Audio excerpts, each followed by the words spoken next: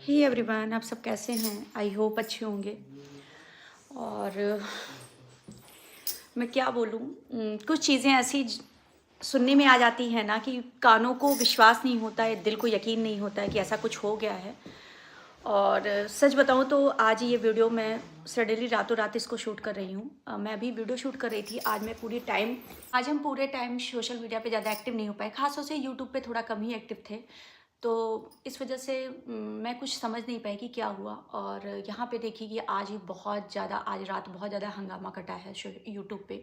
जो हो रहा है वो बहुत ज़्यादा गलत हो रहा है, मतलब गलत नहीं कह सकते, बहुत ज़्यादा गलत। कभी हम लोग कल्पना नहीं किए थे कि यूट्यूब पे ये सब देखने को मिलेगा। हम लोग जब यूट्यूब पे आए थे तो यूट्यूब को इतना अ, रण क्या कहते हैं यीशु उसे, रणभूमि। रणभूमि की तरीके से हम लोग देखेंगे। इस तरफ से एक दूसरे के चरित्र पे, एक दूसरे की मतलब कैरेक्टर पे उंगली उठाएंगे, इस तरीके से कुछ देखने को मिलेगा, ये कभी नहीं सोचा था।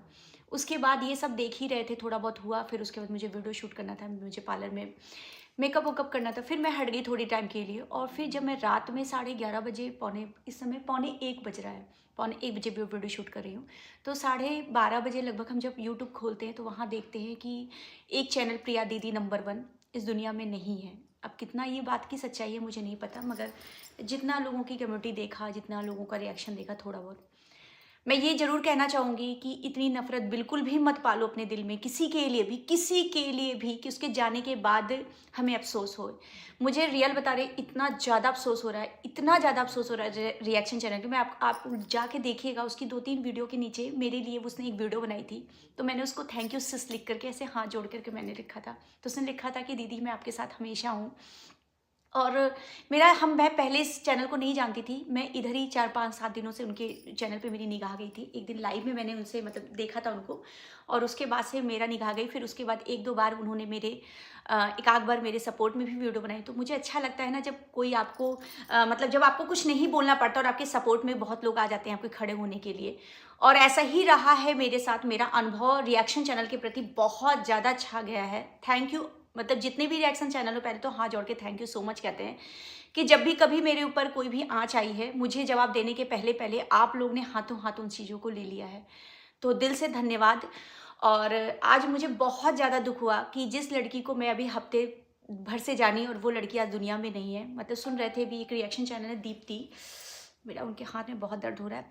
दीप्ति, उन्होंने बताया कि क्या बोलते हैं, शायद उनके 2-3 बच्चे भी हैं। तो और वो उनकी एक चीज़ बहुत अच्छी लगती है, वो अपनी चीज़ों को ना बिना डरे, बिना सहमे, उनके तेज लगती थी उनके चेहरों पे, और वो जो तेज के साथ अपनी सारी बातों को रखती थी ना, वो बहुत ही नेक्स्ट लेवल का होता था।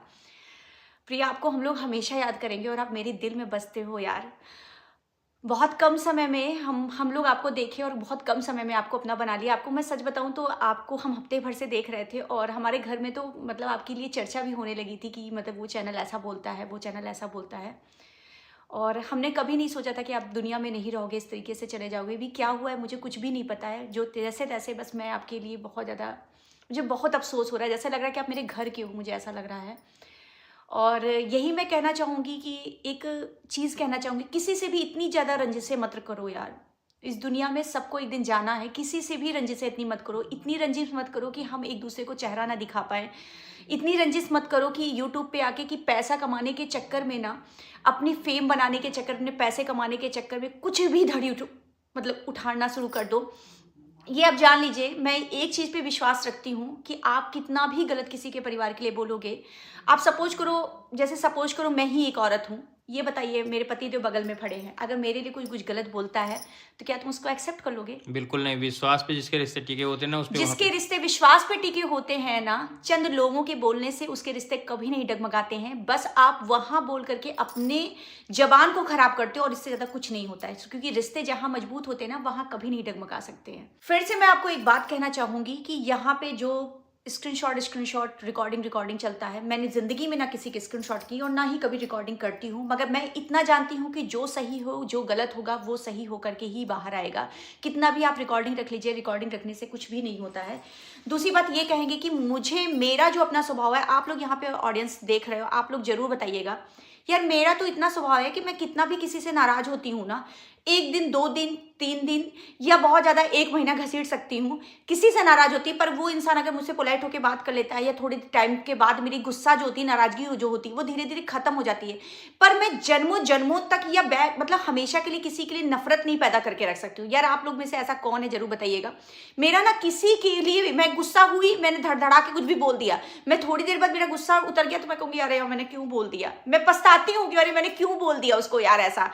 तो मैं ऐसी ही हूँ और मुझे लगता है कि बहुत लोगों को लगता है कि ऐसा होना गलत है, मगर मुझे लगता है ऐसा ही होना सही है कि आदमी के गुस्से को ना थोड़े टाइम तक रखना चाहिए, थोड़े टाइम के बाद वो गुस्सा उतार देना चाहिए और फिर छोड़ देना चाहिए उस चीज़ को। अगर आप रंजिशें रखोगे ना तो आप जिंदगी में फिर क्या करोगे, पूरे जीवन खानदानी रंजिश। मुझे तो खानदानी रंजिश अगर करने के लिए कह दीजिए तो मैं खानदानी रंजिश कर ही नहीं पाऊंगी।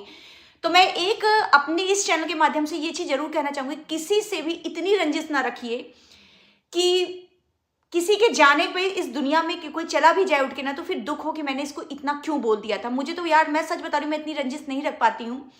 और दूसरी बात, all reaction channel, all audience को मैं एक चीज़ कहना चाहूँगी, इस दौरान मैं आपको बता दूं, हमेशा मैं कहती थी 98% ऑडियंस मेरे साथ है, पर इस दौरान जो ब्लॉग मैंने शूट की, जितनी भी चीज़ें किया, 100% मेरे पास पॉजिटिव कमेंट है। मतलब एक भी कमेंट निगेटिव नहीं आया कि सृष्टि दीदी आप गलत हो। तो ये मेरे लिए बहुत बड़ा कॉम्प्लीमेंट है और यही मैंने जीवन में कमाया है। तो थैंक यू सो मच। मैंने सबसे पहले मैं अपने यहाँ पे सब्सक्राइबर को कहती हूँ और थैंक यू सो मच उन फॉलोअर्स को भी कहती हूँ जो सब्सक्राइब नहीं करके भी मुझे कमेंट और लाइक करके जाते हैं। तो थैंक यू सो मच, आप लोग सृष्टि को इतना ज्यादा पसंद किए और एक भी नेगेटिव नहीं कमेंट किए, ये मेरे लिए बहुत बड़ा मतलब कॉम्प्लीमेंट है। दूसरा, मैं हर रिएक्शन चैनल को कहना चाहती हूँ कि जब भी मेरे ऊपर कोई भी प्रॉब्लम आती है तो आप लोग एक मसीहा बनके हमारी बातों को रख देते हैं और हमारी चीज़ों के सामने आप खड़े हो जाते हो और एक अच्छा रिएक्शन दे जाते हो। तो ये मेरे लिए बहुत बड़ा कॉम्प्लीमेंट है। आप लोग बहुत बड़ा रोल कहीं ना कहीं आप क्रिएटरों के लिए निभा रहे हो, क्योंकि एक क्रिएटर को सही और गलत ठहराने का बहुत बड़ा रोल आप लोगों के हाथ में होता है। और जब आप जैसे रिएक्शन चैनल अगर हो ना तो कोई भी क्रिएटर डरेगा ही नहीं, बहुत बड़ा पावर मिलता है। अच्छी बात ये रहता है ना कि कोई भी रिएक्शन चैनल है, जैसे चाहे आप मेरे बारे में पॉजिटिव बनाइए या नेगेटिव बनाइए, तो आप लोग जो मिक्स मैच करके बनाते हो ना कि हाँ मेरी गलत चीज़ों को भी दर्शा देते हो, आप लोग सही चीज़ों को भी सराहते हो, तो ये बहुत बड़ा चीज़ होता है कि आप केवल निगेटिव चीज़ें नहीं ढूंढते, आप पॉजिटिव चीज़ें ढूंढ रहे हो और निगेटिव चीज़ें, दोनों चीज़ें। अगर निगेटिव कहीं मैं हूँ तो थोड़ा बहुत कभी कभी हिंट भी कर दिया कि हाँ जी आप यहाँ पे निगेटिव जा रहे हो, पर अगर मैं पॉजिटिव हूँ तो वहाँ पे डट के आप लोग मेरे सामने खड़े होते हो। और यही चीज़ मेरे सब्सक्राइबर भी करते हैं। हर सब्सक्राइबर जब मैं कहीं गलत होती हूँ तो वो आग्रह करेंगे, दीदी यहाँ पे मत जाना, दीदी ये काम मत करना, दीदी आप भोगोगे, दीदी आप पछताओगे। पर कभी कभी मेरी जो बहुत बड़ी गलती होती है, मैंने रियलाइज करा है इस 2-3-4 दिनों में कि मेरे सब्सक्राइबर मुझे सही दिशा पे लेके जाते हैं और हमेशा वो सही चीज़ बताते हैं कि दीदी ये चीज़ मत करिए कि ये आपके साथ हो सकता है। और शायद मैंने उनको जो निग्लेक्ट किया है ना, उसी का परिणाम आज भोग रही हूँ। क्यों? 100% मेरे सब्सक्राइबरों ने कई बार मुझे मुझे अलर्ट करने की कोशिश की, दीदी आप यहाँ पे गलत कर रहे हो, यहाँ पे आप गलत कर रहे हो। पर सच बताऊं तो वहाँ पे मैं आपसे हाथ जोड़ के माफ़ी भी मांग रही हूँ कि शायद मैंने उस चीज़ को इग्नोर किया और शायद उसका परिणाम भी मैंने भोगा है अच्छा खासा। तो अब मैं इस चीज़ को पूरी तरीके से ध्यान होगी कि मेरे सब्सक्राइबर, मेरे फॉलोअर्स मुझे क्या गाइड करें, मैं उस चीज़ को पूरा ध्यान रखूंगा। तो चलो आज की बात भी हम यहीं पे ख़त्म करते हैं, क्योंकि अभी आपको हम साथ सही दिख रहे होंगे मगर मैं सही नहीं हूँ, थोड़ा सा मतलब शरीर से मैं थोड़ा प्रॉब्लम में चल रही हूँ। तो ये वाली ब्लॉग ज़्यादा बड़ी नहीं करती, यहीं पे एंड करते हैं। और थैंक यू सो मच एक बार ब्लॉग ख़त्म करने के पहले।